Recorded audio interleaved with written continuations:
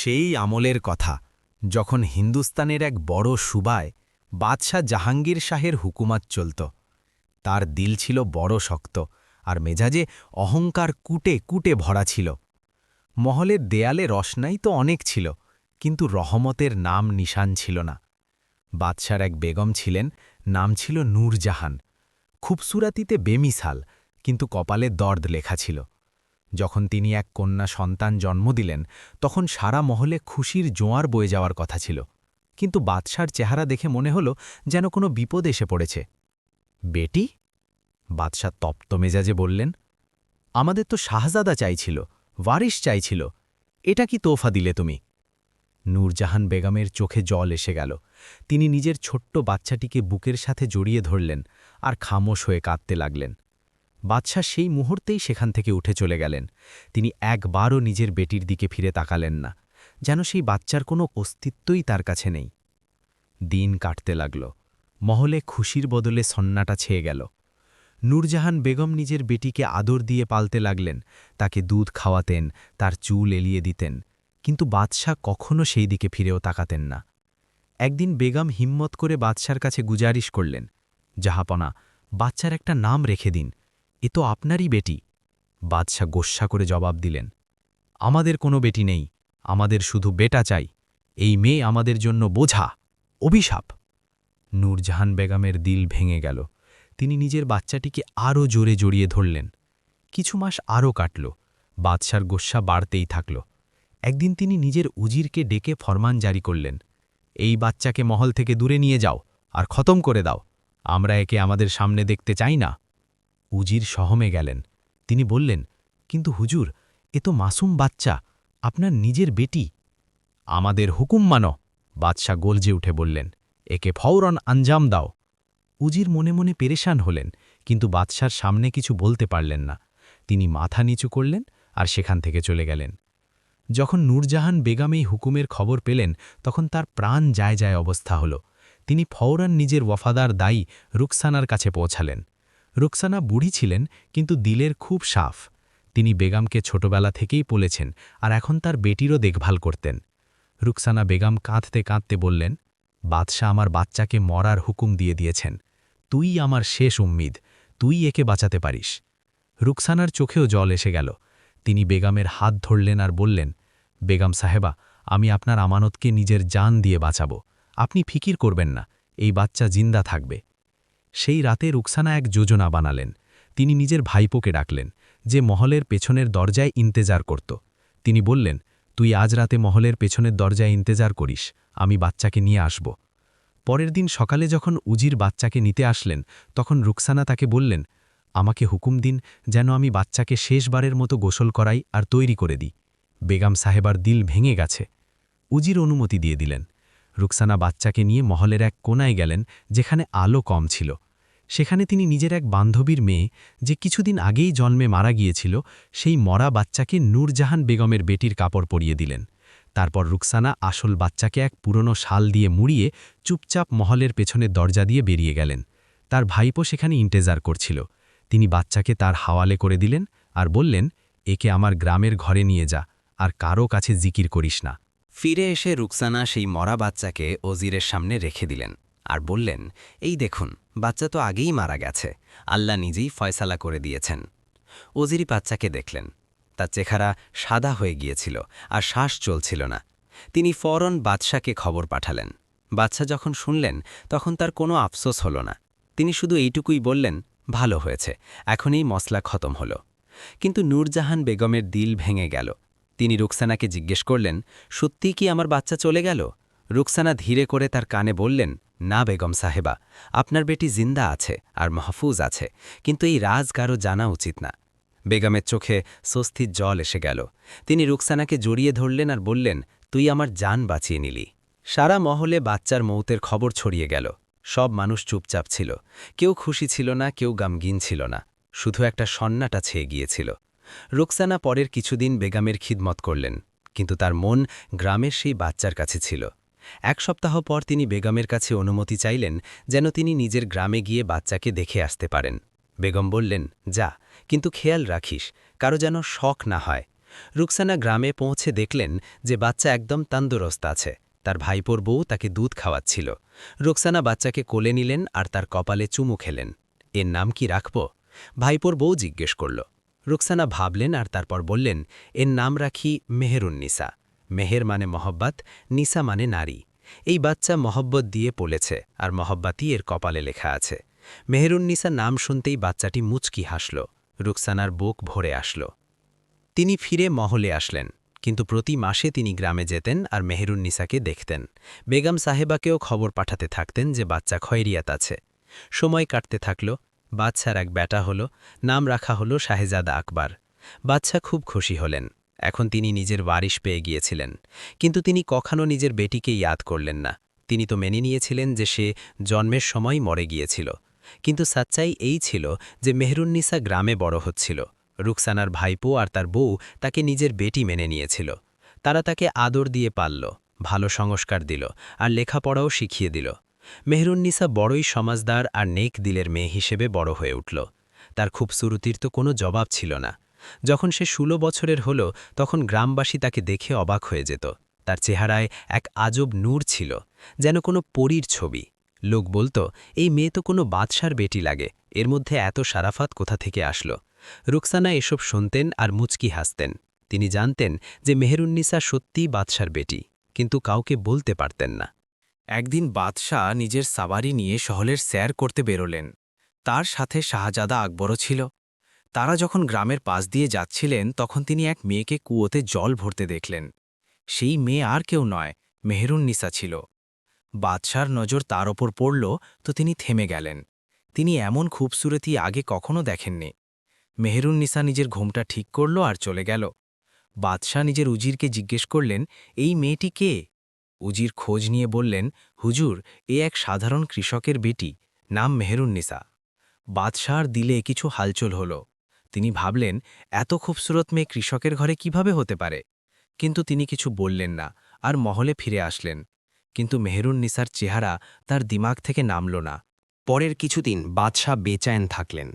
তিনি উজিরকে আবার ডাকলেন আর বললেন, আমরা ওই মেয়ের সাথে নিকাহ করতে চাই, ওর ঘরের লোকেদের পয়গাম পাঠাও। উজির অবাক হয়ে গেলেন। তিনি বললেন, কিন্তু হুজুর, আপনার বেগম সাহেবা আছেন, আর আমাদের হুকুম মানো। বাদশাহ কড়া আওয়াজে বললেন, তুমি গিয়ে পয়গাম পাঠাও। উজির বাধ্য হয়ে গ্রামের দিকে রওনা হলেন। যখন রুকসানা এই খবর পেলেন, তখন তার হুঁশ উড়ে গেল। তিনি বুঝে গেলেন যে বিপদ এসে পড়েছে। যদি বাদশাহ জানতে পারেন যে মেহেরুন্নিসা তার নিজেরই বেটি, তবে কি হবে? তিনি ফওরান নিজের ভাইপোকে বললেন, তুমি উজিরকে বলে দাও যে আমাদের বেটির বিয়ে অন্য কোথাও ঠিক হয়ে গেছে, আমরা বাদশার সাথে নিকাশ করতে পারব না। ভাইপো ডরে গেল। সে বলল, কিন্তু বাদশার হুকুম টালানো মানে মুতকে দাওয়াত দেওয়া। রুকসানা বললেন, কিন্তু এই নিকাহ হতে পারে না, এ তো বাদশার নিজেরই বেটি। ভাইপো সন্নত হয়ে গেল। সে বলল, যদি এই কথা হয় তবে আমাদের সত্যি বলে দেওয়া উচিত। না, রুকসানা বললেন, যদি সত্যি সামনে আসে তবে বাদশাহ একে আবার মারিয়ে দেবেন। তিনি একবার নিজের বেটিকে মারার হুকুম দিয়েছিলেন, এখন আবার দেবেন। আমাদের ইনকার করতে হবে। ভাইপো হিম্মত করে উজিরকে ইনকার করে দিল। উজির যখন বাদশাকে এই খবর শোনালেন, তখন বাদশার খুব গোস্সা হল। কি বললে? বাদশাহ গর্জালেন, এক সাধারণ কৃষক আমাদের রিশতা ঠুকরে দিল, এ তো আমাদের বেইজ্জতি। তিনি ফওরান সিপাহী পাঠালেন যেন রুকসানা আর তার পুরো পরিবারকে গ্রেফতার করে আনা হয়। রুকসানা, তার ভাইপো, ভাইপোর বউ আর মেহেরুন্নিসা সবাইকে বিড়ি পরিয়ে মহলে আনা হলো। দরবারে সবাই হাজির হল। বাদশাহ গোস্সা করে জিজ্ঞেস করলেন, তোমরা আমাদের রিশতা কেন ঠুকরে দিলে? রুকসানা মাথা নিচু করে রইলেন। মেহেরুন্নিসা কাঁপছিল। বাদশাহ হুকুম দিলেন, এদের সবাইকে কোড়া মারা হোক, এদের নিজের হিমাকাতে সাজা পাওয়া উচিত। সিপাহী এগিয়ে আসলো। রুকসানাকে দরবারের মাঝে দাঁড় করানো হলো। কোড়া পড়া শুরু হলো। 1, 2। রুকসানার পিঠ লহুলুহান হয়ে গেল। মেহেরুন্নিসা চিৎকার করে উঠল, ব্যাস করুন, উনি কোনো গুনাহ করেননি। কিন্তু কোড়া থামল না। কোড়ার আওয়াজ দরবারে প্রতিধ্বনিত হচ্ছিল। রুকসানার কোমর ঝুঁকে গিয়েছিল, কিন্তু তার ঠোঁট থেকে একটা শব্দেও বেরোল না। মেহেরুন্নিসা বিড়িতে জকরানো অবস্থায় কাঁদছিল। তার বুক ফেটে যাচ্ছিল নিজের দাইকে এই হালে দেখে। বাদশাহ হাত তুললেন আর কোড়া থমকে গেল। তিনি রুকসানার দিকে তাকালেন আর বললেন, এখন বলো, ইনকারের কারণ কি? রুকসানা হিম্মত জোটালেন আর বললেন, জাহাপনা, এই মেয়ে আপনার লায়েক নয়, এ তো এক সাধারণ ঘরের, সেটা আমরা ঠিক করব যে কে আমাদের লায়েক আর কে নয়। বাদশাহ তপ্ত মেজাজে জবাব দিলেন, তুমি শুধু এইটুকু বলো যে তুমি আমাদের রিশতা কবুল করছো কিনা। রুকসানা আবার ইনকার করলেন। বাদশার গোস্বা সপ্তম আকাশে পৌঁছে গেল। তিনি হুকুম দিলেন, একে আরও শক্ত সাজা দাও, যতক্ষণ না এ সত্যি উগরে দিচ্ছে সাজা জারি থাকবে। এবার আরও জোরে সোরে কোড়া পড়তে লাগল। রুকসানার চোখে অন্ধকার ছেয়ে যেতে লাগল। তার মনে হল যে এখন তিনি বেশি সময় টিকতে পারবেন না। মেহরুন্নিসা জোর গলায় চিল্লিয়ে বলল, উনাকে মারবেন না, আমি শাদি করে নেব, ব্যাস উনাকে ছেড়ে দিন। কিন্তু বাদশাহ তার দিকে ধ্যান দিলেন না, তাকে তো সত্যিটা জানতে হতো। আখেরকার দর্দের সীমা পার হয়ে গেল। রুকসানার জবান খুলে গেল। তিনি কাঁপতে কাঁপতে বললেন, হুজুর, এই মেয়ে আপনার নিজেরই বেটি। দরবারে সন্নাটা ছেয়ে গেল। বাদশাহের কদম টলমল করে উঠল। তিনি বললেন, কি বকবক করছ? আমাদের বেটি তো ১৬ বছর আগে মরে গেছে। রুকসানা নিজের দখম সইতে সইতে পুরো কাহিনী শোনালেন। তিনি বললেন যে কিভাবে তিনি এক মরা বাচ্চাকে বাদশার বেটির কাপড় পরিয়ে মেখিয়েছিলেন আর আসল বাচ্চাকে বাঁচিয়ে গ্রামে নিয়ে গিয়েছিলেন। তিনি বললেন যে মেহরুন্নিসা সেই বাচ্চাই যাকে বাদশাহ মারার হুকুম দিয়েছিলেন। বাদশাহের চেহারায় অবাক হওয়া আর গোস্বার এক মিশ্র ভাব আসল। তিনি মেহরুন্নিসার দিকে তাকালেন। মেয়েটি ঘুমটায় ঢাকা ছিল, তার চোখ দিয়ে জল ঝরছিল। বাদশাহ বললেন, যদি এটা সত্যি হয় তবে তুমি আমাদের সাথে অনেক বড় ধোঁকা করেছ রুকসানা। তুমি আমাদের হুকুম নাফরমানি করেছ। আমি এক মাসুম বাচ্চার জান বাঁচিয়েছি, রুকসানা বললেন। যদি এতে আমার কসুর হয় তবে আমাকে যে সাজা দেওয়ার দিয়ে দিন। বাদশাহ উজিরকে বললেন, এই মেয়ের ঘুমটা তোলো, আমরা দেখতে চাই। উজির মেহরুন্নিসার ঘুমটা সরালেন। বাদশাহ যখন তার চেহারা দেখলেন তখন তার শ্বাস আটকে গেল। মেয়েটির সকল একদম নূরজাহান বেগমের সাথে মিলত। সেই একই চোখ, সেই একই নকশ, সেই নূর। বাদশাহের ইয়কিন হয়ে গেল যে রুকসানা সত্যি বলছেন। কিন্তু তার দিলে রহম আসল না। তার গোস্বা আরও বেড়ে গেল। তাহলে তুমি আমাদের বেকুফ বানালে বাদশাহ, গর্জে বললেন। তুমি আমাদের বেটিকে লুকিয়ে রাখলে আর এখন তুমি চাও যে আমরা একে মাফ করে দিই? হুজুর, এ আপনার বেটি, রুকসানা গিড়গিড়িয়ে বললেন। এর কি কসুর? বাদশাহ বললেন, আমরা একবার একে মারার হুকুম দিয়েছিলাম, কারণ আমাদের বেটি চাইছিল না। আজও আমাদের এ চাই না। এ আমাদের জন্য শর্মিন্দেগির কারণ।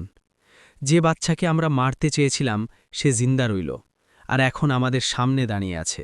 এ আমাদের বেইজ্জতি। মেহরুন্নিসা হিম্মত করে বলল, আমি আপনার কি ক্ষতি করেছি? আমি তো আপনাকে জানতামও না। আমি তো শুধু নিজের জিন্দিগি কাটিয়েছি। তোমার জিন্দিগিই আমাদের জন্য মত। যতক্ষণ তুমি জিন্দা আছো আমাদের সুকুন মিলবে না। আমাদের রিয়াসতের সবাই জেনে যাবে যে আমরা নিজের বেটিকে মারার হুকুম দিয়েছিলাম। এ আমাদের হুকুমতের জন্য বদনামি।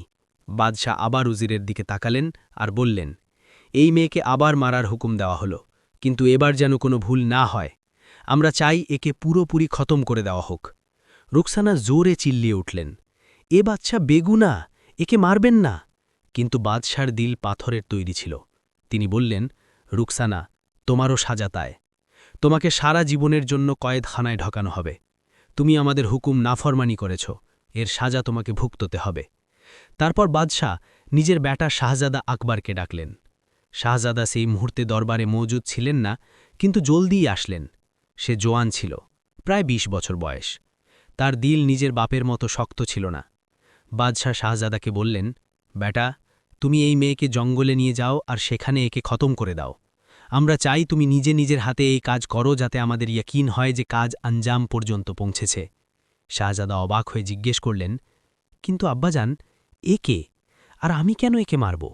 বাদশাহ বললেন, এ তোমার বোন, সেই বেটি যে ১৬ বছর আগে জন্মেছিল আর যাকে আমরা মারার হুকুম দিয়েছিলাম, কিন্তু এ জিন্দা রয়ে গিয়েছিল। এখন আমরা চাই তুমি একে খতম করো। শাহজাদা আকবর সম্মত হয়ে গেলেন। তিনি মেহরুন্নিসার দিকে তাকালেন। মেয়েটি কাঁদছিল, তার চেহারায় মাসুমিয়ত ঝালকাচ্ছিল। শাহজাদার দিল পলে গেল। তিনি বললেন, আব্বাজান, এ তো আমার বোন, আমি একে কিভাবে মারতে পারি? এ আমাদের হুকুম, বাদশাহ কড়া আওয়াজে বললেন। যদি তুমি আমাদের ওয়াফাদার বেটা হও তবে তুমি এই কাজ করবে। শাহজাদা মজবুর হয়ে গেলেন। তিনি মাথা নিচু করে বললেন, যেমন আপনি বলেন আব্বাজান। বাদশাহ হুকুম দিলেন যে মেহরুন্নিসাকে শাহজাদার হাওয়ালে করে দেওয়া হোক। রুকসানাকে কয়েদখানায় ভরে দেওয়া হল। তার ভাইপো আর ভাইপোর বউকেও কিছুদিনের জন্য হেফাজতে রাখা হলো। শাহজাদা আকবর মেহরুন্নিসাকে নিয়ে মহল থেকে বেরোলেন। তার সাথে 2 সিপাহীও ছিল, যারা তলোয়ার নিয়েছিল। মেহরুন্নিসার চোখ ফুলে গিয়েছিল। সে চুপচাপ হাঁটছিল। রাস্তায় শাহজাদা তাকে বললেন, তোমার নাম কি? মেহরুন্নিসা, মেয়েটি ধীরে করে বলল। মেহরুন্নিসা, শাহজাদা দোহরালেন, খুবসুরত নাম। তুমি জানো যে আমি তোমার ভাই? মেহরুন্নিসা মাথা নাড়াল। সে বলল, হ্যাঁ, আমি জানতে পেরেছি, কিন্তু আমি কখনো ভাবিনি যে আমার ভাই আমাকে মারার জন্য নিয়ে যাবে। শাহজাদার দিল দুখল। তিনি বললেন, আমাকে মাফ করো, আমি মজবুর, আব্বাজানের হুকুম। তারা জঙ্গলের দিকে এগোতে থাকল। ঘন জঙ্গল ছিল, চারদিকে গাছ আর ঝোপঝাড় ছিল। সূর্য ডুবতে বসেছিল।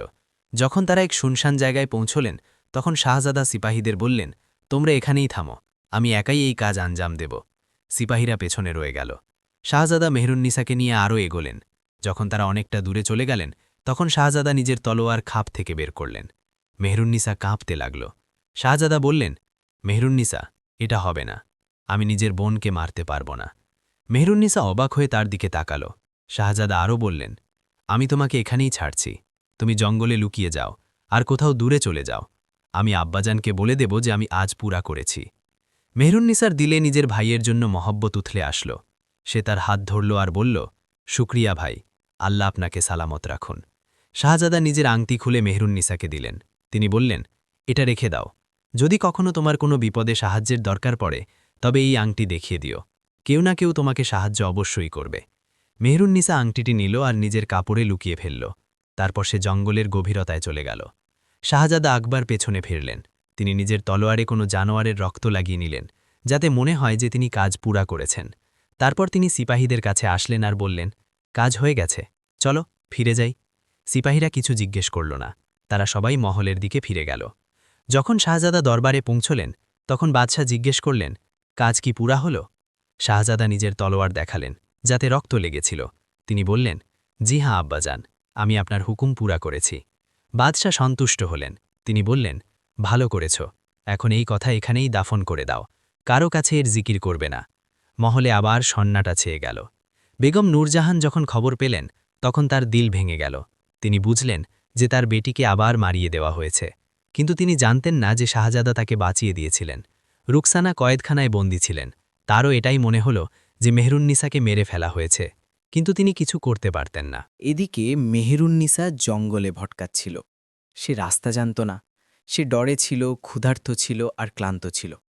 রাত হয়ে গিয়েছিল আর অন্ধকার ছেয়ে গিয়েছিল। সে এক গাছের নিচে বসে পড়ল আর কাঁদতে লাগল। সে নিজের কপাল দেখে কাঁদছিল। সে ভাবল, আমি কি গুনাহ করেছিলাম?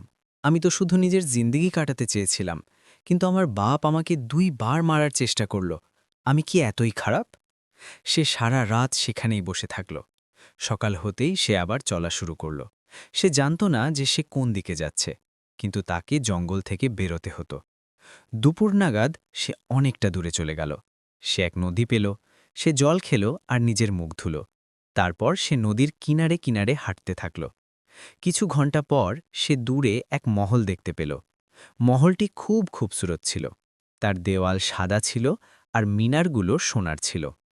মেহেরুন্নিসা ভাবল যে হয়তো সেখানে সে কোনো আশ্রয় পেয়ে যাবে। সে মহলের দিকে এগোলো। যেমন যেমন সে কাছে আসলো, তার মনে হলো যে এটা কোনো বড় বাদশার মহল। দরজায় সিপাহী দাঁড়িয়েছিল। মেহেরুন্নিসা ডরে গেল আর পেছনে ঘুরতে লাগল। কিন্তু তখনই এক শাহজাদা ঘোড়ায় সাওয়ার হয়ে শিকার থেকে ফিরছিলেন। তার নজর মেহেরুন্নিসার উপর পড়ল। তিনি ঘোড়া থামিয়ে তার কাছে আসলেন। তুমি কে? শাহজাদা জিজ্ঞেস করলেন। এই জঙ্গলে একা কি করছ? মেহেরুন্নিসা ডরতে ডরতে বলল, আমি রাস্তা হারিয়ে ফেলেছি, আমার আশ্রয় চাই। শাহজাদা তার চেহারা দেখলেন আর অবাক হয়ে গেলেন। তিনি এমন খুবসুরতি আগে কখনো দেখেননি। তার নাম ছিল শাহজাদা জালাল, আর তিনি প্রতিবেশী মুলকের ওয়ারিস ছিলেন। শাহজাদা বললেন, তুমি ঘাবড়াও না, আমি তোমাকে মহলে নিয়ে যাচ্ছি, সেখানে তুমি আশ্রয় পাবে। মেহেরুন্নিসা ইতস্তত করল, কিন্তু তার কাছে আর কোনো রাস্তা ছিল না। সে শাহজাদার সাথে মহলে চলে গেল। মহলে শাহজাদা নিজের বোনদের ডাকলেন আর তাদের বললেন যেন মেহেরুন্নিসার খেয়াল রাখে।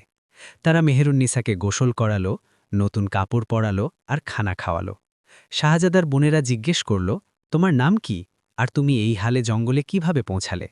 মেহেরুন্নিসা ভাবল যে যদি সে সত্যি বলে, তবে হয়তো তার জানের আবার বিপদ হতে পারে। তাই সে মিথ্যে বলল, আমার নাম নূর, আমি এক গ্রাম থেকে এসেছি। ডাকাতরা আমার ঘরে হামলা করেছিল আর আমি পালিয়ে জঙ্গলে চলে এসেছি। শাহজাদার বোনেরা তার উপর তরস খেল। তারা বলল, তুমি এখানেই থাকো, আমরা তোমার খেয়াল রাখব। মেহেরুন্নিসা কিছুদিন সেখানেই থাকল। শাহজাদা জালাল রোজ তার সাথে দেখা করতে আসতেন। ধীরে ধীরে দুজনের মধ্যে মহব্বত জন্ম নিতে লাগল। শাহজাদার দিল মেহেরুন্নিসার উপর এসে গিয়েছিল, আর মেহেরুন্নিসাও শাহজাদার মধ্যে সুকুন পেত। একদিন শাহজাদা নিজের ওয়ালিদকে বললেন, আবাজান, আমি শাদী করতে চাই, আমার এক মেয়ে পছন্দ হয়েছে। বাদশাহ জিজ্ঞেস করলেন, কে সে? শাহজাদা মেহেরুন্নিসার ব্যাপারে বললেন। বাদশাহ বললেন, যদি তোমার পছন্দ হয় তবে আমাদের কোনো আপত্তি নেই, নিকাহ করে নাও। কিছুদিন পর মেহেরুন্নিসা আর শাহজাদা জালালের নিকাহ হয়ে গেল। বড় ধুমধাম করে শাদী হল। মেহেরুন্নিসা এখন শাহজাদি হয়ে গিয়েছিল। তার দিল খুশি ছিল, কিন্তু এক কষ্ট এখনও বাকি ছিল। সে নিজের মাকে ইয়াদ করত, রুকসানা দাইকে ইয়াদ করত, আর নিজের ভাইকেও। কিন্তু সে জানত যে যদি সে ফিরে যায় তবে তাকে আবার মেরে ফেলা হবে। কিছু মাস কাটল। মেহেরুন্নিসা আর শাহজাদা জালালের জিন্দেগি খুশহাল ছিল। একদিন মেহেরুন্নিসা শাহজাদাকে বললেন, আমি নিজের বাপের বাড়ি যেতে চাই। শাহজাদা জিজ্ঞেস করলেন, কিন্তু তুমি তো বলেছিলে যে তোমার ঘরে ডাকাতরা হামলা করেছিল, সেখানে যাওয়া কি খতরনাক হবে না? মেহেরুন্নিসা হিম্মত করে ফয়সালা করলেন যে এখন সময় এসে গেছে যে তিনি সত্যিটা বলে দেবেন। তিনি শাহজাদাকে নিজের পুরো কাহিনী শোনালেন। তিনি বললেন যে তিনি বাদশাহ জাহাঙ্গীর শাহের বেটি আর কিভাবে তার বাপ 2 বার তাকে মারার চেষ্টা করেছেন। শাহজাদা অবাক হয়ে গেলেন। তিনি বললেন, তুমি আমার কাছে এসব লুকালে কেন? আমার ডর ছিল, মেহেরুন্নিসা বললেন। আমার মনে হয়েছিল যে যদি সত্যি জানা যায় তবে হয়তো আপনিও আমাকে নাফরত করতে শুরু করবেন। শাহজাদা তার হাত ধরলেন আর বললেন, আমি তোমাকে মহব্বত করি। তোমার অতীত যাই হোক না কেন, আমার জন্য তুমি আমার বিবি। আর যদি তুমি তোমার বাপের বাড়ি যেতে চাও তবে আমি তোমাকে নিয়ে যাব। মেহেরুন্নিসার চোখে খুশির জল এসে গেল। তিনি শাহজাদাকে জড়িয়ে ধরলেন। কিছুদিন পর মেহেরুন্নিসা আর শাহজাদা জালাল এক ছোট কাফেলার সাথে বাপের বাড়ির দিকে রওনা হলেন। তাদের সাথে কিছু সিপাহী আর এক সিপাহসালারও ছিল। সিপাহসালারের নাম ছিল ফরিদ। সে দেখতে খুব ওয়াফাদার মনে হতো, কিন্তু দিল থেকে বেঈমান আর লালচি ছিল। রাস্তায় এক রাতে যখন সবাই এক সারায়ে পান্থশালায় থামল, তখন ফরিদের কুমতলব জেগে উঠল। সে ভাবল যে যদি সে মেহেরুন্নিসাকে নিজের কবজায় করে নেয় তবে তার অনেক ফায়দা হবে। সে এত খুবসুরত ছিল যে তাকে বিক্রি করেও মালামাল হওয়া যেত। মাঝরাতে যখন শাহজাদা জালাল ঘুমিয়ে পড়লেন, ফরিদ চুপিসারে মেহেরুন্নিসার কামরায় ঢোকার চেষ্টা করল। কিন্তু মেহেরুন্নিসা জেগে গেল। সে ফরিদকে দেখে বুঝে গেল যে তার নিয়াত সাফ নেই। তুমি এখানে কি করছো? মেহেরুন্নিসা ডরতে ডরতে জিজ্ঞেস করল। ফরিদ কুৎসিত হাসি দিয়ে বলল, শাহজাদি, তুমি এত খুবসুরত যে আমি নিজেকে আটকাতে পারলাম না। তুমি আমার সাথে চলো, আমি তোমাকে শাহজাদার থেকেও ভালো জিন্দগি দিতে পারি। মেহেরুন্নিসার প্রাণ যায় যায় অবস্থা হলো। সে জোরে চিল্লানোর চেষ্টা করল, কিন্তু ফরিদ তার মুখ বন্ধ করে দিল। মেহেরুন্নিসা জি জান দিয়ে তার থেকে ছাড়ানোর চেষ্টা করল। ধস্তাধস্তিতে মেহেরুন্নিসা ফরিদের হাতে কামড়ে দিল। ফরিদ দর্দে চিল্লিয়ে উঠল আর পেছনে সরে গেল। মেহেরুন্নিসা এই সুযোগের ফায়দা তুলে কামরা থেকে বাইরে ভাগল। বাইরে অন্ধকার রাত ছিল। সরায়ের পেছনে এক দরিয়া বা নদী বয়ে যাচ্ছিল। মেহেরুন্নিসা ভাগতে থাকল। ফরিদ তার পেছনে পেছনে আসছিল। সে তলোয়ারও বের করে নিয়েছিল। থেমে যাও, ফরিদ চিল্লিয়ে বলল, যদি তুমি না থামো তবে আমি তোমাকে মেরে ফেলব। মেহেরুন্নিসা দরিয়ার কিনারে পৌঁছে গেল। এখন তার সামনে জল আর পেছনে ফরিদ। সে কোনো রাস্তা দেখতে পেল না। ফরিদ কাছে চলে আসছিল। মেহেরুন্নিসা এক পল ভাবল। সে নিজের আবরুর বা সম্মানের দাম বুঝল। সে ভাবল যে মরা তো কবুল, কিন্তু বেইজ্জতি নয়। সে এক শেষবার আল্লাহর নাম নিল আর দরিয়ায় ঝাঁপিয়ে পড়ল। ঠান্ডা জল তাকে নিজের বাহুতে নিয়ে নিল। স্রোত তেজ ছিল। মেহেরুন্নিসা ভেসে চলে গেল। ফরিদ কিনারে দাঁড়িয়ে রয়ে গেল। সে এদিক ওদিক দেখল, কিন্তু অন্ধকারে কিছু নজরে আসল না। আল্লাহ! ফরিদ ঘাবড়ে গিয়ে বলল, এ আমি কি করলাম? সে জলদি করে সরায়ের দিকে ভাগল। গিয়ে সে শাহজাদাকে জাগালো আর কাঁদতে কাঁদতে বলল, হুজুর, বড় মুসিবত হয়ে গেছে। শাহজাদিকে ডাকাতরা তুলে নিয়ে গেছে। আমি তাদের আটকানোর চেষ্টা করলাম, কিন্তু তারা পালিয়ে গেল। শাহজাদা জালালের ঘুম ভাঙল। তিনি ফওরন উঠলেন আর মেহেরুন্নিসার কামরার দিকে ভাগলেন। কামরা খালি ছিল। তার দিল ধক করে উঠল। এ কি হয়ে গেল? শাহজাদা চিল্লিয়ে জিজ্ঞেস করলেন, তোমরা সবাই ছিলে কোথায়? ফরিদ মিথ্যের ওপর মিথ্যে বলে চলল। হুজুর, ডাকাত অনেক বেশি ছিল, আমরা সবাই তাদের আটকানোর চেষ্টা করছিলাম, কিন্তু শাহজাদিকে তারা নিয়ে গেল। শাহজাদা ফওরন তালাশ শুরু করালেন। সবাই এদিক ওদিক ভাগল, কিন্তু মেহেরুন্নিসার কোনো নিশান পাওয়া গেল না। দরিয়ার কিনারে গিয়ে দেখলেন তো সেখানে মেহেরুন্নিসার চাদর পড়েছিল। শাহজাদা জালালের দিল ভেঙে গেল। তিনি চাদরটি তুলে বুকে জড়িয়ে ধরলেন আর ফুপিয়ে ফুপিয়ে কাঁদতে লাগলেন। আমার মেহেরুন্নিসা, তুমি কোথায় চলে গেলে? অনেক দিন পর্যন্ত তালাশ জারি থাকল, কিন্তু মেহেরুন্নিসার কোনো খোঁজ মিলল না। শাহজাদা ভেঙে পড়লেন। তিনি ভাবলেন যে হয়তো মেহেরুন্নিসা মারা গেছে। তিনি মনে মনে ঠিক করলেন যে তিনি নিজের মূলকে ফিরে যাবেন আর কখনো কাউকে শাদী করবেন না। মেহেরুন্নিসা তার প্রথম আর শেষ মহব্বত ছিল। মেহেরুন্নিসা দরিয়ায় ভেসে চলে গিয়েছিল। জলের তেজ স্রোত তাকে কয়েক মাইল দূরে নিয়ে গিয়েছিল। তার হোঁশ ছিল না যে কি হচ্ছে। তার শ্বাস আটকে আসছিল। সকাল হওয়ার আগে দরিয়ার জল কিছুটা শান্ত হল। মেহেরুন্নিসা এক কিনারে আটকে গেল। সেখানে কিছু বড় বড় পাথর ছিল। সে বেহুশ পড়ে থাকল। কিছু ঘণ্টা পর সূর্য উঠল। 4 ভাই শিকার করতে বেরিয়েছিলেন। তাদের নাম ছিল সলিম, করিম, নাজিব আর সবাই নেক দিল আর বাহাদুর ছিলেন। তারা দরিয়ার কিনারে এক মেয়েকে বেহুশ পড়ে থাকতে দেখলেন। আরে, সলিম চিল্লিয়ে বললেন, এই দেখো, এখানে কেউ আছে। তারা সবাই দৌড়ে মেহেরুন্নিসার কাছে গেলেন। করিম তার নাড়ি দেখলেন আর বললেন, এ জিন্দা আছে। চলো, একে বাড়ি নিয়ে যাই। তারা মেহেরুন্নিসাকে উছিয়ে নিজেদের বাড়িতে নিয়ে গেল। তাদের বাড়ি ছিল জঙ্গলের মাঝখানে একটি ছোট কুঁড়ে ঘর। সেখানে তারা মেহেরুন্নিসার দেখাশোনা করল, তাকে গরম কাপড় পরালো, ওষুধ দিল এবং খাবার খাওয়ালো। 3 দিন পর মেহেরুন্নিসার জ্ঞান ফিরল। সে চোখ খুলে দেখল যে সে এক অজানা জায়গায় আছে। 4 ভাই তার চারপাশ ঘিরে বসেছিল। তোমরা কে? মেহেরুন্নিসা ভয় পেয়ে জিজ্ঞেস করল। সালিম হেসে বলল, আমরা তোমার বন্ধু। আমরা তোমাকে নদীর তীরে অজ্ঞান অবস্থায় পেয়েছিলাম। তোমার সাথে কি হয়েছিল? মেহেরুন্নিসার চোখে জল এসে গেল। সে তার পুরো কাহিনী শুনিয়ে দিল। 4 ভাইয়ের তার ওপর মায়া হল। রহিম বলল, তুমি ঘাবড়াও না, তুমি আমাদের সাথেই থাকো, আমরা তোমাকে আমাদের বোন মানি। মেহেরুন্নিসার মন ভরে গেল। সে বলল, তোমরা অনেক দয়ালু, আল্লাহ তোমাদের ভালো রাখুন। আজিজ বলল, বোন, তুমি এখানে আরাম করো, আমরা তোমার খেয়াল রাখব। মেহেরুন্নিসা সেখানেই থাকতে লাগল। 4 ভাই তার খুব খেয়াল রাখত। তারা তার জন্য খাবার আনত, কাপড় আনত এবং তার প্রতিটি প্রয়োজনের খেয়াল রাখত। ধীরে ধীরে মেহেরুন্নিসার শরীর সেরে উঠতে লাগল। কিন্তু তার মনে একটি ব্যাখ্যা তখনও বাকি ছিল। সে তার স্বামী শাহজাদা জালালকে মনে করত। সে তার মা নূরজাহান বেগমকে মনে করত। সে তার ভাই শাহজাদা আকবরকে মনে করত। অনেক সপ্তাহ কেটে গেল। মেহেরুন্নিসা 4 ভাইয়ের সাথে ওই জঙ্গলের কুঁড়ে ঘরেই থাকছিল। ধীরে ধীরে তার ক্ষতগুলো সেরে উঠেছিল, কিন্তু মনের ক্ষত তখনও টাটকা ছিল। সে রোজ তার স্বামী শাহজাদা জালালকে মনে করত। সে জানত না শাহজাদা কি ভাবছেন, তিনি কি তাকে খুঁজছেন নাকি তাকে মৃত ভেবে বসে আছেন। এক সকালে যখন মেহেরুন্নিসা কুঁড়ে ঘরের বাইরে বসেছিল, তখনই জঙ্গলের দিক থেকে ঘোড়ার খুঁড়ের আওয়াজ আসল। 4 ভাই শিকারে গিয়েছিল। মেহেরুন্নিসা ঘাবড়ে গিয়ে ভেতরে লুকিয়ে পড়ল। বাইরে থেকে আওয়াজ আসল। কিছু সৈন্য ছিল যারা রাস্তা হারিয়ে ফেলেছিল। তাদের সাথে এক শাহজাদাও ছিলেন। মেহেরুন্নিসা জানলার ফাঁক দিয়ে দেখল তো তার শ্বাস আটকে গেল। সেই শাহজাদা আর কেউ নয়, তার স্বামী ছিলেন। মেহেরুন্নিসার বুক ধরফর করতে লাগল। তার ইচ্ছে করছিল বাইরে দৌড়ে গিয়ে তার স্বামীর গলা জড়িয়ে ধরে, কিন্তু মনে ভয়ও ছিল। শাহজাদা কি তাকে বিশ্বাস করবেন? তিনি কি বুঝবেন সেদিন রাতে কি হয়েছিল? শাহজাদা জালাল তার সৈন্যদের বলছিলেন, এখানে কি কেউ থাকে এই নির্জন জঙ্গলে? এক সৈন্য বলল, হুজুর, মনে হচ্ছে কোনো শিকারীর কুঁড়ে ঘর। শাহজাদা ঘোড়া থেকে নামলেন এবং কুঁড়ে ঘরের দিকে এগোলেন। তিনি দরজা ধাক্কালেন। কেউ কি আছে?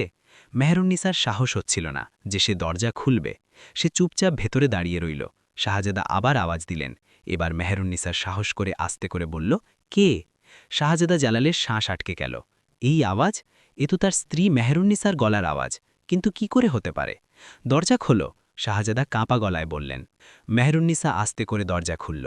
সে ঘোমটায় ঢাকা ছিল। শাহজাদা তাকে দেখে চিনতে পারলেন না। তিনি জিজ্ঞেস করলেন, তুমি কে? এখানে একা কি করছ?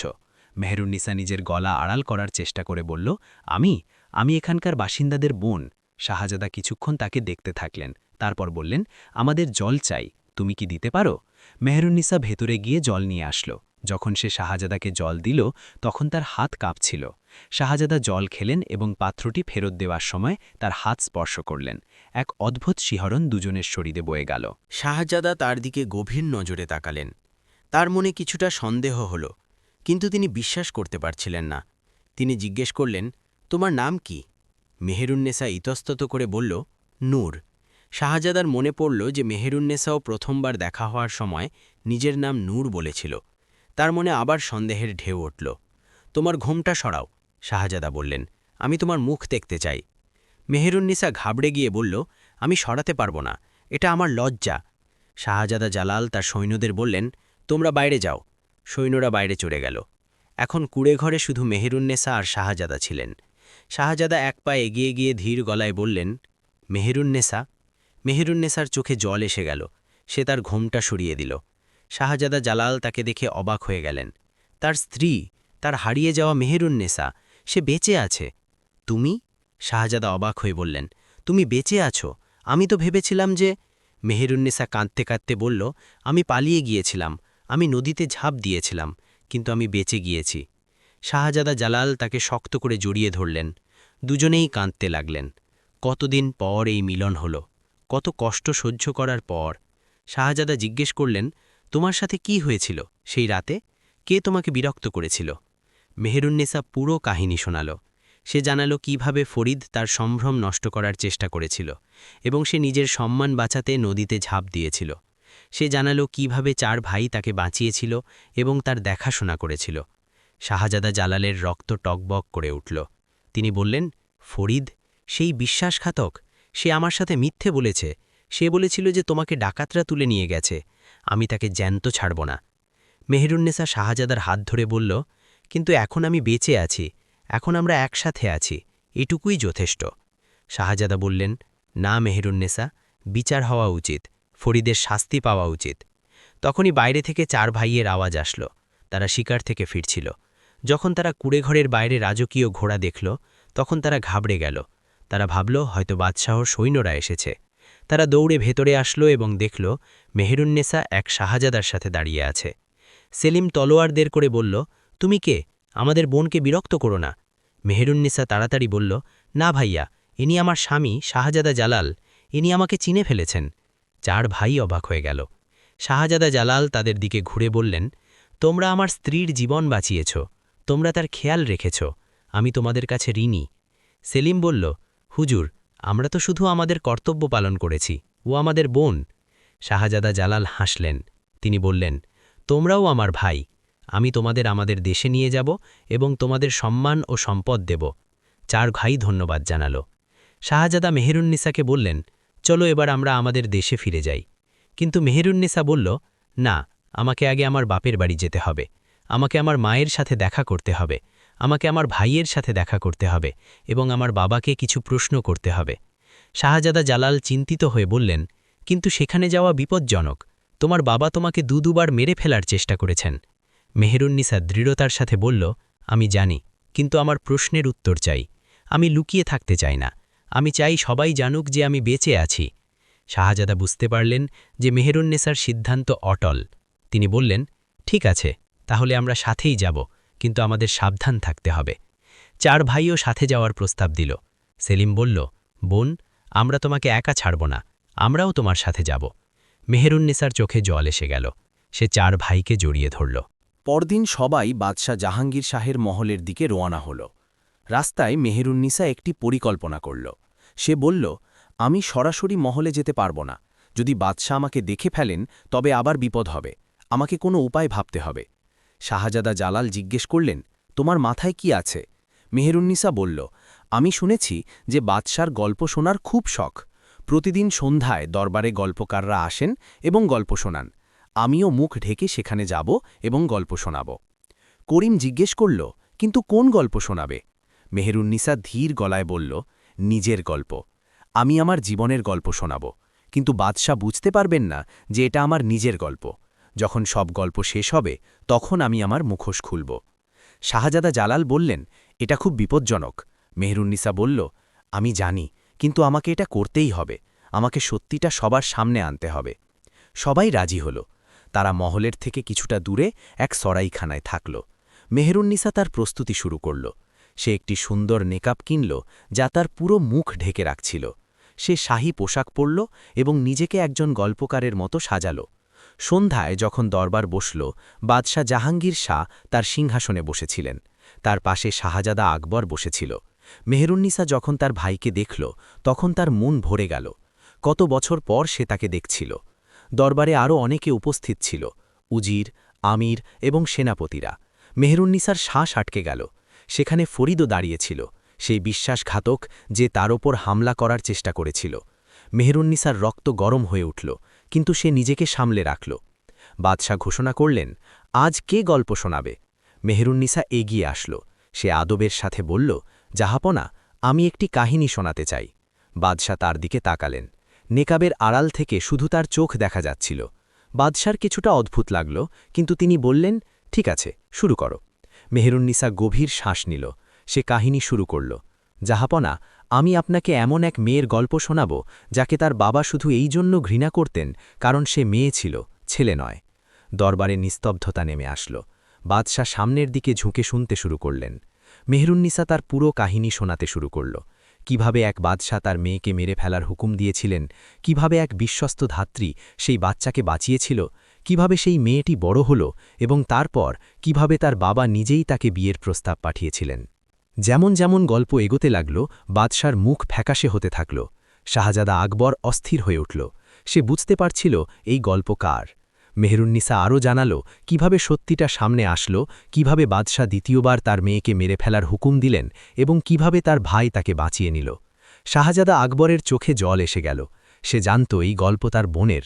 সে বুঝে গেল এই নেকাব পরা মহিলা আর কেউ নয়, তার বোন মেহেরুন্নিসা। মেহেরুন্নিসা এরপর শোনাল কিভাবে সেই মেয়েটি অন্য এক শাহজাদার সাথে দেখা পেল, কিভাবে তাদের বিয়ে হল এবং কিভাবে এক বিশ্বাসঘাতক সেনাপতি তার সম্মানহানির চেষ্টা করল। যখন মেহেরুন্নিসা ফরিদের কথা উল্লেখ করল তখন ফরিদের মুখ সাদা হয়ে গেল। সে বুঝতে পারল খেলা শেষ হতে চলেছে। মেহেরুন্নিসা গল্প চালিয়ে গেল। সে জানালো কিভাবে মেয়েটি নদীতে ঝাঁপ দিল, কিভাবে 4 ভাই তাকে বাঁচালো এবং কিভাবে তার স্বামীর সাথে পুনরায় দেখা হল। দরবারে পিনপতন নীরবতা ছিল। সবাই শ্বাস রোধ করে শুনছিল। বাদশাহর মুখ পাথরের মতো শক্ত হয়ে গিয়েছিল। মেহেরুন্নিসা শ্রীশংস শোনাল। সে বলল, আর এখন সেই মেয়েটি এখানে দাঁড়িয়ে আছে। সে তার বাবার কাছে জানতে চায় তার অপরাধ কি ছিল। সে তার মায়ের সাথে দেখা করতে চায়। সে তার ভাইকে ধন্যবাদ জানাতে চায় যে তার প্রাণ বাঁচিয়েছিল, এবং সে সেই বিশ্বাসঘাতককে শাস্তি দিতে চায় যে তার ওপর হামলা করেছিল। তারপর মেহেরুন্নিসা আস্তে করে তার নেকাব সরিয়ে দিল। দরবারে সবাই সমস্বরে চিৎকার করে উঠল। বাদশাহর পা টলতে লাগল। শাহজাদা আকবর অবাক হয়ে তার বোনকে দেখল। ফরিদ হাঁটুর ওপর ভর দিয়ে মাটিতে পড়ে গেল। মেহেরুন্নিসা বাদশাহর দিকে তাকিয়ে বলল, আমি মেহেরুন্নিসা, আপনার মেয়ে, আমি বেঁচে আছি। বাদশাহ জাহাঙ্গীর শাহ কথা বলতে পারছিলেন না। তার মুখে বিস্ময়, রাগ আর লজ্জা সব একসাথে দেখা যাচ্ছিল। তখনই দরবারের দরজা খুলল এবং শাহজাদা জালাল ভেতরে আসলেন। তার সাথে সেই 4 ভাইও ছিল। শাহজাদা বললেন, জাহাপনা, আমি জালাল, প্রতিবেশী দেশের উত্তরাধিকারী, এবং এই নারী আমার স্ত্রী।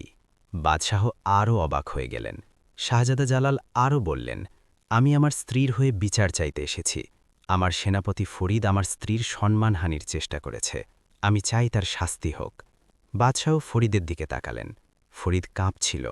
বাদশাহ কড়া গলায় বললেন, এটা কি সত্যি? ফরিদ অনুনয় করতে লাগল, হুজুর, আমাকে ক্ষমা করে দিন, আমি। চুপ। বাদশাহ গর্জে উঠলেন, তুমি এক নারীর সম্মানে হাত দিয়েছ। তোমার সাজা হল মৃত্যু। সৈন্যরা ফরিদকে ঘিরে ফেলল এবং তাকে কারাগারে নিয়ে যাওয়া হল। তারপর বাদশাহ মেহেরুন্নিসার দিকে তাকালেন। তার চোখে কিছুটা কোমলতা আসল। তিনি বললেন, তুমি সত্যি বেঁচে আছো? মেহেরুন্নিসা বলল, হ্যাঁ, আমি বেঁচে আছি, এবং আমি জানতে চাই আমার কি দোষ ছিল, কেন আপনি আমাকে এত ঘৃণা করতেন। বাদশাহ চুপ রইলেন। তার মুখে লজ্জা ছিল। তখনই পেছন থেকে এক দুর্বল কণ্ঠ শোনা গেল, মা। মেহেরুন্নিসা ঘুরে দেখল তার মা নূরজাহান বেগম দাঁড়িয়ে আছেন। তিনি বৃদ্ধ হয়ে গিয়েছেন। তার চুল সাদা হয়ে গিয়েছে, কিন্তু তার চোখে এখনও ভালোবাসা ছিল। মেহেরুন্নিসা দৌড়ে গিয়ে তার মায়ের গলা জড়িয়ে ধরল। দুজনেই হু হু করে কাঁদতে লাগলেন। মা, মেহেরুন্নিসা বলল, আমি ফিরে এসেছি। নূরজাহান বেগম তার মেয়েকে শক্ত করে জড়িয়ে ধরে বললেন, আমি তোমাকে কখনো ভুলিনি মা। আমি রোজ আল্লাহর কাছে দোয়া করেছি যেন তুমি ভালো থাকো। শাহজাদা আকবরও এগিয়ে আসল। তার চোখে জল ছিল। সে বলল, বোন, আমাকে ক্ষমা করে দাও। আমি তোমাকে বাঁচিয়েছিলাম ঠিকই, কিন্তু তোমাকে একা জঙ্গলে ছেড়ে এসেছিলাম। মেহেরুন্নিসা তার ভাইকে জড়িয়ে ধরল। সে বলল, তুমি আমার প্রাণ বাঁচিয়েছ ভাই, আমি তোমার কাছে কৃতজ্ঞ। দরবারে সবাই এই দৃশ্য দেখছিল। কারো কারো চোখে জল ছিল। বাদশাহ তখনও সিংহাসনে বসেছিলেন। তার মুখ পাথরের মতো ছিল। মেহেরুন্নিসা তার দিকে তাকিয়ে বলল, আমি এখনও উত্তর পাইনি। কেন আপনি আমাকে ঘৃণা করতেন? বাদশাহ গভীর শ্বাস নিলেন। তারপর ধীর গলায় বললেন, আমি ভুল করেছি। আমার ছেলে চাইছিল, উত্তরাধিকারী চাইছিল। আমার মনে হয়েছিল যে মেয়েদের দিয়ে দেশ চলে না। আমার মনে হয়েছিল তার গলা ধরে আসলো। কিন্তু আমি ভুল ছিলাম। আমি নিজের রক্তের পরোয়া করিনি। আমি নিজের সন্তানকে জীবন দিইনি। মেহেরুন্নিসা বলল, আপনি আমাকে দুবার মেরে ফেলার চেষ্টা করেছেন। প্রথম যখন আমি জন্ম নিলাম, তারপর যখন আপনি সত্যিটা জানলেন, কিন্তু আল্লাহ আমাকে বাঁচিয়ে নিয়েছেন। আমি আজ এখানে প্রতিশোধ নিতে আসিনি। আমি এসেছি যাতে সত্যিটা সবার সামনে আসে। বাদশাহ মাথা নিচু করে নিলেন। প্রথমবারের মতো তার মুখে অনুশোচনা দেখা গেল। নূরজাহান বেগম এগিয়ে এসে বললেন, জাহাপনা, আমি আমার মেয়ের জন্য বছরের পর বছর কেঁদেছি। এখন সে ফিরে এসেছে, ওকে যেতে দেবেন না। বাদশাহ তার বেগমের দিকে তাকালেন, তারপর মেহেরুন্নিসার দিকে ধীর গলায় বললেন, মা, আমি তোমার কাছে ক্ষমা চাইছি। আমার বড় ভুল হয়ে গিয়েছে। যদি তুমি চাও তবে আমাকে শাস্তি দাও। মেহেরুন্নিসার চোখ ভিজে আসল। সে বলল, আমার আপনার শাস্তির দরকার নেই। আমি শুধু জানতে চেয়েছিলাম আপনি আপনার ভুল স্বীকার করেন কিনা। বাদশাহ সিংহাসন থেকে নেমে মেহেরুন্নিসার দিকে এগিয়ে আসলেন। প্রথমবারের মতো একজন বাবার মতো তিনি তার মেয়ের মাথায় হাত রাখলেন এবং বললেন, মা, আমি আমার ভুল স্বীকার করছি। যদি তুমি আমাকে একটা সুযোগ দাও তবে আমি আমার জীবনের বাকি সব ভুলগুলো শুধরে নেওয়ার চেষ্টা করব। মেহেরুন্নিসা তার বাবার দিকে তাকাল। তার মনে তখনও দুঃখ ছিল, কিন্তু ঘৃণা ছিল না। সে আস্তে করে মাথা নাড়ল। শাহজাদা জালাল এগিয়ে আসলেন। তিনি বাদশাকে বললেন, জাহাপনা, আমি আপনার মেয়েকে আমার দেশে নিয়ে যেতে চাই। সে এখন আমার স্ত্রী এবং আমার দেশের রানী। বাদশাহ শাহজাদার দিকে তাকালেন। তিনি বললেন, শাহজাদা জালাল, তুমি আমার মেয়ের মর্যাদা রক্ষা করেছ। তুমি ওকে নিয়ে যাও, কিন্তু একজন বাবার মতো আমি তোমার কাছে অনুরোধ করছি, ওর খেয়াল রেখো, ওকে খুশি রেখো। শাহজাদা জালাল বললেন, এটা আমার কথা রইল জাহাপনা। বাদশাহ চার ভাইয়ের দিকে তাকালেন। তিনি বললেন, তোমরা আমার মেয়ের জীবন বাঁচিয়েছ, তোমরা ওকে বোন বানিয়েছ। তোমাদের এই উপকার আমি কখনো ভুলব না। আজ থেকে তোমরা চারজন রাজকীয় উপাধি পাবে এবং জমি পাবে। চার ভাই মাথা নত করে সম্মান জানাল। শাহজাদা আকবর তার বোনকে বলল, বোন, আমাকে ক্ষমা করে দিস। আমি তোকে জঙ্গলে একা ফেলে এসেছিলাম। মেহেরুন্নিসা তার ভাইকে জড়িয়ে ধরে বলল, তুই আমার প্রাণ বাঁচিয়েছিস ভাই, এটা তোর ভালোবাসা ছিল, আমার কোনো অভিযোগ নেই। দরবারের সবাই এই দৃশ্য দেখছিল। অনেকের চোখে জল ছিল। বাদশাহ ঘোষণা করলেন, আজ থেকে ৩ দিন পুরো দেশে উৎসব পালন করা হবে। আমার মেয়ে ফিরে এসেছে, এটা খুশির সময়। মেহেরুন্নিসা তার মাকে দেখল। নূরজাহান বেগম তার মেয়ের দিকে তাকিয়ে হাসছিলেন। মেহেরুন্নিসা তার কাছে গিয়ে তার পা ছুঁয়ে প্রণাম করল। নূরজাহান বেগম তার মেয়েকে আশীর্বাদ করলেন।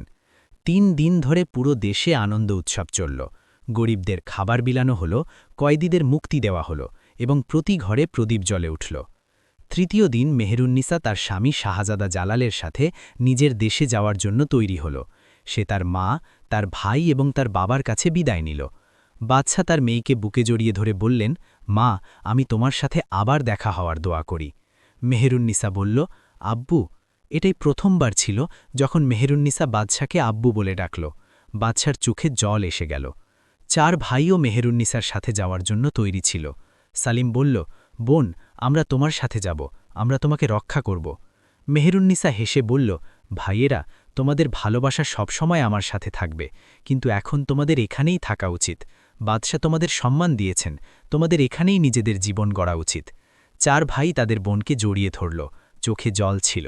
শাহজাদা জালাল এবং মেহেরুন্নিসা ঘোড়ায় সওয়ার হয়ে রওনা হলেন। পথে শাহজাদা জালাল মেহেরুন্নিসাকে বললেন, তুমি অনেক সাহস দেখিয়েছ, তুমি সত্যিটা সবার সামনে এনেছ। মেহেরুন্নিসা বলল, আমাকে এটা করতেই হতো, আমার প্রশ্নের উত্তর দরকার ছিল। আর এখন আমি তোমার সাথে আছি, আর এটাই আমার জীবন। দুজনেই হাসলেন। ঘোড়াগুলো দ্রুত গতিতে ছুটতে লাগল। অনেক সপ্তাহ পর শাহজাদা জালাল এবং মেহেরুন্নিসা নিজের দেশে পৌঁছালেন। বাদশাহ আজিজউদ্দিন শাহ তার ছেলে এবং পুত্রবধূর অপেক্ষায় ছিলেন। যখন তিনি মেহেরুন্নিসাকে দেখলেন তখন খুব খুশি হলেন। মা, বাদশাহ বললেন, তোমার সুস্থতার খবর শুনে আমার মন খুশি হয়ে গিয়েছে। তোমার সাথে যা হয়েছে তার জন্য আমি খুব দুঃখিত। মেহেরুন্নিসা আদবের সাথে বলল, হুজুর, এসব আল্লাহর ইচ্ছা ছিল। এখন আমি এখানে নিরাপদ। বাদশাহ শাহজাদা জালালকে জিজ্ঞেস করলেন, বাবা, ফরিদের শাস্তির কি ফয়সালা হলো? শাহজাদা জালাল উত্তর দিলেন, আব্বু, ফরিদকে বাদশাহ জাহাঙ্গীর শাহ কারাগারে নিক্ষেপ করেছেন। তাকে চাবুক মারা হয়েছে এবং তাকে আজীবন কারাদণ্ড দেওয়া হয়েছে। বাদশাহ মাথা নাড়লেন, ভালো করেছ। বিশ্বাসঘাতকদের কঠিন শাস্তি হওয়া উচিত। মেহেরুন্নিসাকে তার নতুন মহলে নিয়ে যাওয়া হলো। মহলটি খুব বড় এবং সুন্দর ছিল। বাগান ছিল, ঝর্ণা ছিল এবং চারদিকে সৌন্দর্য ছিল। মেহেরুন্নিসার প্রথমবার মনে হলো যে এখন তার জীবন শান্ত হয়েছে। কিন্তু কিছুদিন পরেই মেহেরুন্নিসা বুঝতে পারল যে মহলে কিছু লোক তাকে দেখে খুশি নয়, বিশেষ করে শাহজাদার বড় বোন শাহজাদি আসিয়া। শাহজাদি আসিয়া একজন অহংকারী এবং ধূর্ত মহিলা ছিলেন। তার মনে হতো মেহেরুন্নিসা একজন সাধারণ মেয়ে এবং শাহজাদার যোগ্য নয়। একদিন যখন মেহেরুন্নিসা বাগানে হাঁটছিল, শাহজাদি আসিয়ার সাথে তার দেখা হলো। তাহলে তুমিই মেহেরুন্নিসা? শাহজাদি ব্যঙ্গ করে বললেন, আমি তোমার কাহিনী শুনেছি, অনেক বিপদ থেকে পার হয়ে এসেছ। মেহেরুন্নিসা শান্তভাবে বলল, জি হ্যাঁ শাহজাদি, কিন্তু এখন সব ঠিক আছে।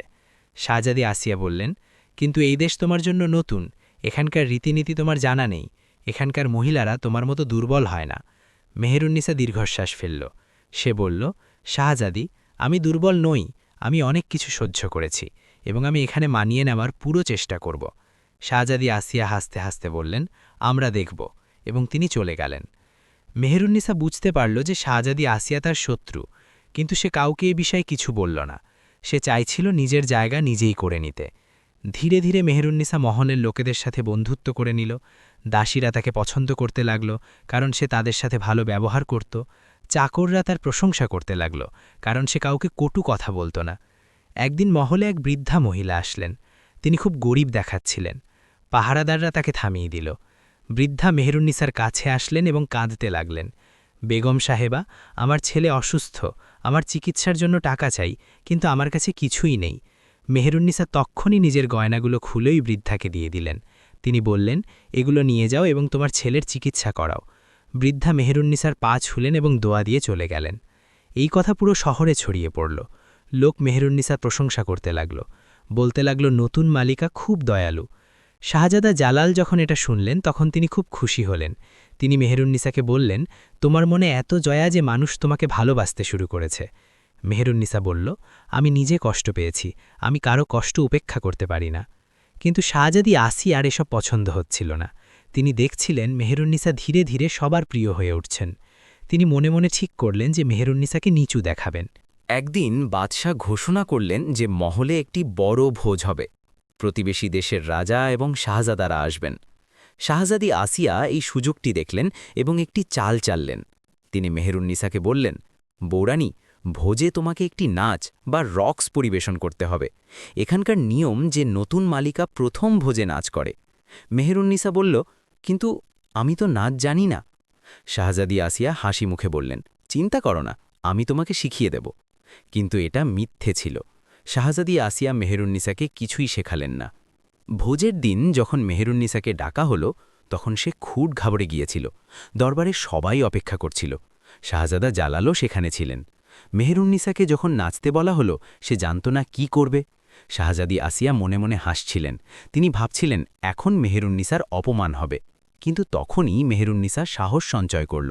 সে ভাবল যদি নাচ না আসে তবে সে অন্য কিছু করতে পারে। সে নিজের গলায় গান গাইতে শুরু করল। তার গলায় এত মধুর ছিল যে সারা দরবার নিস্তব্ধ হয়ে গেল। মেহেরুন্নিসা এমন এক গান গাইল যা মন ছুঁয়ে গেল। গানে ব্যথা ছিল, ভালোবাসা ছিল এবং আশা ছিল।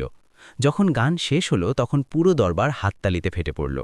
বাদশাহ আজিজউদ্দিন শাহ বললেন, বাহ, কি চমৎকার গলা! বৌরানী, তুমি মন জিতে নিলে। শাহজাদা জালাল তার স্ত্রীর ওপর খুব গর্ববোধ করছিলেন। তিনি মেহেরুন্নিসার দিকে তাকিয়ে হাসলেন। শাহজাদি আসিয়ার চাল ব্যর্থ হল। তিনি রাগে সেখান থেকে চলে গেলেন।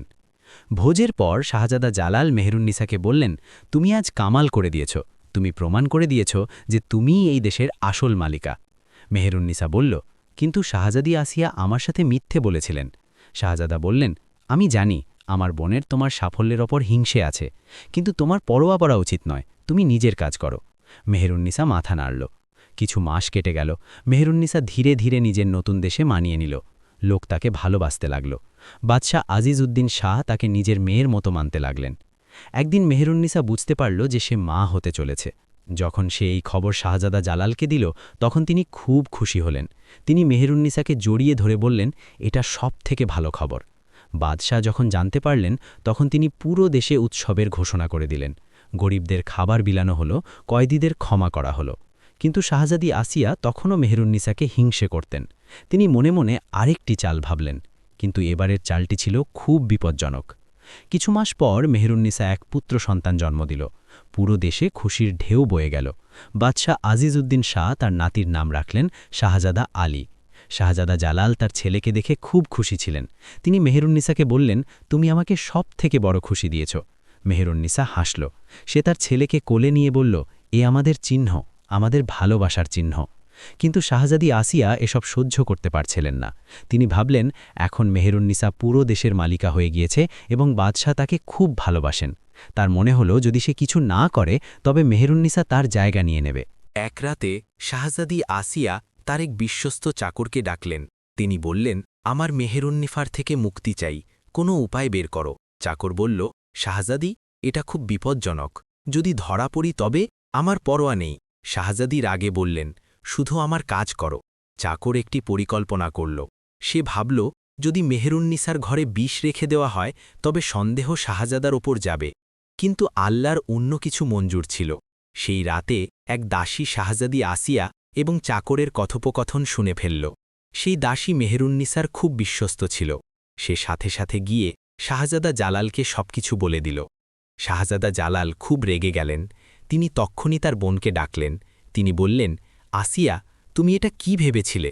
তুমি আমার স্ত্রীকে মারতে চেয়েছিলে? শাহজাদি আসিয়া অস্বীকার করলেন, না, এটা মিথ্যে, আমি এমনটা কখনো করতে পারি না। কিন্তু যখন চাকরকে ধরা হলো এবং তাকে জিজ্ঞেস করা হলো, সে সমস্ত সত্যি বলে দিল। বাদশাহ আজিজউদ্দিন শাহ যখন এটা জানতে পারলেন, তখন তিনি খুব রেগে গেলেন। তিনি শাহজাদি আসিয়াকে ডাকলেন এবং বললেন, মা, তুমি এটা কি করলে? তুমি নিজের ভাইয়ের স্ত্রীর বিরুদ্ধে ষড়যন্ত্র করলে? শাহজাদি আসিয়া কাঁদতে লাগলেন। তিনি বললেন, আব্বু, আমাকে ক্ষমা করে দিন, আমার ভুল হয়ে গিয়েছে, আমার হিংসে হচ্ছিল। আমি দেখছিলাম মেহেরুন্নিসা সবার প্রিয় হয়ে উঠছে এবং আমার মনে হল আমার জায়গা অন্য কেউ নিয়ে নেবে। বাদশাহ কড়াভাবে বললেন, হিংসে নিজের বাড়ির বউয়ের সাথে? এ তো সবথেকে বড় গুনাহ, তোমার লজ্জা হওয়া উচিত। মেহেরুন্নিসা সেখানে দাঁড়িয়েছিল। সে এগিয়ে এসে বলল, হুজুর, শাহজাদি আসিয়া ভুল করেছেন, এটা সত্যি, কিন্তু যদি আপনি অনুমতি দেন তবে আমি তাকে ক্ষমা করতে চাই। সবাই অবাক হয়ে গেল। শাহজাদা জালাল বললেন, মেহেরুন্নিসা, ও তোমাকে মারার ষড়যন্ত্র করেছিল। মেহেরুন্নিসা শান্তভাবে বলল, আমি জানি, কিন্তু আমি আমার জীবনে অনেক ঘৃণা দেখেছি, আমি আর ঘৃণা বাড়াতে চাই না। যদি আমি শাহজাদি আসিয়াকে ক্ষমা করে দিই তবে? শাহজাদি আসিয়া বিস্ময়ে মেহেরুন্নিসার দিকে তাকালেন। তার চোখে জল এসে গেল। তিনি বললেন, তুমি আমাকে ক্ষমা করছ? আমি তোমার সাথে এত খারাপ করলাম আর তুমি? মেহেরুন্নিসা বলল, আমি তোমাকে ক্ষমা করছি, কিন্তু একটা শর্ত আছে। তোমাকে কথা দিতে হবে যে আর কখনো কারোর বিরুদ্ধে ষড়যন্ত্র করবে না। শাহজাদি আসিয়া মেহেরুন্নিসার পা ছুঁয়ে নিলেন এবং বললেন, আমি কথা দিচ্ছি, আমাকে ক্ষমা করে দাও। বাদশাহ আজিজউদ্দিন শাহ মেহেরুন্নিসার দিকে তাকালেন। তার চোখে শ্রদ্ধা ছিল। তিনি বললেন, বৌরানী, তুমি সত্যিই এক দয়ালু মানুষ। তুমি আজ প্রমাণ করে দিলে যে ক্ষমা করে দেওয়া প্রতিশোধ নেওয়ার চেয়ে বড়। শাহজাদা জালাল তার স্ত্রীকে জড়িয়ে ধরলেন। তিনি বললেন, তোমার ওপর আমার গর্ব হয়। ওই দিনের পর শাহজাদি আসিয়া বদলে গেলেন।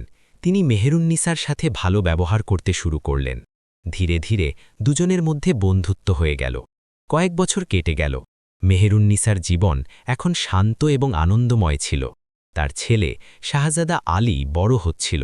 শাহজাদা জালাল একজন আদর্শ স্বামী হিসেবে নিজেকে প্রমাণ করেছিলেন। একদিন মেহেরুন্নিসা তার বাপের বাড়ি থেকে খবর পেল বাদশাহ জাহাঙ্গীর শাহ অসুস্থ হয়ে পড়েছেন। মেহেরুন্নিসা শাহজাদা জালালকে বলল, আমাকে বাপের বাড়ি যেতে হবে, আমি আমার বাবাকে দেখতে চাই। শাহজাদা বললেন, চলো আমরা একসাথেই যাব। মেহেরুন্নিসা, শাহজাদা জালাল এবং ছোট শাহজাদা আলী তিনজন বাদশাহ জাহাঙ্গীর শাহের দেশের দিকে রওনা হলেন। যখন তারা পৌঁছালেন তখন মহলে শোকের ছায়া ছিল। বাদশার শরীর খুব খারাপ ছিল। মেহেরুন্নিসা দ্রুত তার বাবার ঘরে গেল। বাদশাহ জাহাঙ্গীর শাহ বিছানায় শুয়েছিলেন। তাকে খুব দুর্বল দেখাচ্ছিল। যখন তিনি মেহেরুন্নিসাকে দেখলেন তখন তার চোখে উজ্জ্বলতা আসল। মা, বাদশাহ দুর্বল গলায় বললেন, তুমি এসেছ? মেহেরুন্নিসা তার পাশে বসল। সে তার হাত ধরল। আব্বু, আমি এখানে, বাদশাহ বললেন। আমাকে তোমাকে একটা কথা বলতে হবে। আমি আমার পুরো জীবনে অনেক ভুল করেছি, কিন্তু সবথেকে বড় ভুল তোমার সাথে করেছি। তোমাকে মারার চেষ্টা করেছি, কিন্তু আল্লাহ তোমাকে বাঁচিয়ে নিয়েছেন। আমি খুশি যে তুমি বেঁচে আছো এবং সুখে আছো। মেহেরুন্নিসার চোখে জল এসে গেল। আব্বু, এখন সবকিছু ঠিক আছে, আপনি শুধু সেরে উঠুন, বাদশাহ হাসি মুখে বললেন। এখন আমার সময় এসে গিয়েছে মা, কিন্তু আমি খুশি যে আমি তোমাকে শেষবারের মতো দেখে নিলাম। মেহেরুন্নিসা কাঁদতে লাগল। না আব্বু, আপনি এমন বলবেন না। বাদশাহ শাহজাদা আলীকে ডাকলেন। যখন ছোট শাহজাদা তার কাছে আসলো তখন বাদশাহ তাকে আশীর্বাদ করলেন। তিনি বললেন, বাবা, তোমার মায়ের মনে অনেক ভালোবাসা আছে, সবসময় তার সম্মান করবে। শাহজাদা আকবরও সেখানে আসলো। সে তার বোনকে জড়িয়ে ধরল এবং বলল, বোন, আব্বুর অবস্থা ভালো নয়। মেহেরুন্নিসা বলল, আমি জানি ভাই, কিন্তু আমরা দোয়া করতে পারি। কিছুদিন পর বাদশাহ জাহাঙ্গীর শাহ শেষ নিঃশ্বাস ত্যাগ করলেন। পুরো দেশে শোক ছড়িয়ে পড়ল। শাহজাদা আকবর নতুন বাদশাহ হলেন। মেহেরুন্নিসা তার মা নূরজাহান বেগমকে সামলাল। সে বলল, এখন আপনি একা নন, আমি আছি তো। নূরজাহান বেগম তার মেয়েকে দেখলেন। তিনি বললেন, মা, তুই আমার শক্তি, তোকে ছাড়া আমি কিভাবে বাঁচতাম? মেহেরুন্নিসা বলল, আপনি আমার সাথে চলুন, আমার দেশে থাকুন, আমি আপনার খেয়াল রাখব। নূরজাহান বেগম ভেবে বললেন, না মা, এটা আমার ঘর, আমি এখানেই থাকব, তুই মাঝে মাঝে দেখা করতে আসিস। মেহেরুন্নিসা বুঝতে পারল। সে তার মাকে জড়িয়ে ধরল। বাদশাহ আকবর তার বোনকে বলল, বোন, তুই কখনো ভুলিস না যে এটা তোরও ঘর, যখনই তোর প্রয়োজন হবে আমি এখানে আছি। মেহেরুন্নিসা বলল, ধন্যবাদ ভাই, তুই সবসময় আমার পাশে থেকেছিস। কিছুদিন পর মেহেরুন্নিসা, শাহজাদা জালাল এবং শাহজাদা আলী নিজেদের দেশে ফিরে গেলেন। পথে মেহেরুন্নিসা নিজের জীবনের কথা ভাবল। সে ভাবল কত বিপদ থেকে সে পার হয়ে এসেছে। জন্ম হতেই মৃত্যুর হুকুম পেয়েছিল। তারপর নিজের বাবা দ্বিতীয়বার মারার চেষ্টা করেছিলেন। নদীতে ঝাঁপ দিতে হয়েছিল, কিন্তু আল্লাহ তাকে বাঁচালেন। আর এখন সে এক সুখী জীবন কাটাচ্ছে। তার কাছে এক ভালোবাসার স্বামী আছে, এক আদরের ছেলে আছে এবং এক পুরো দেশ আছে যারা তাকে ভালোবাসে। যখন সে তার মহলে পৌঁছল তখন বাদশাহ আজিজউদ্দিন শাহ তাকে স্বাগত জানালেন। তিনি বললেন, বৌরানী, তোমার বাবার মৃত্যুতে আমি খুব ব্যথিত, আল্লাহ তাকে জান্নাত নসিব করুন। মেহেরুন্নিসা বলল, ধন্যবাদ হুজুর। সেই রাতে যখন মেহেরুন্নিসা নিজের ঘরে ছিল, শাহজাদা জালাল তার কাছে আসলেন। তিনি জিজ্ঞেস করলেন, তুমি ঠিক আছো?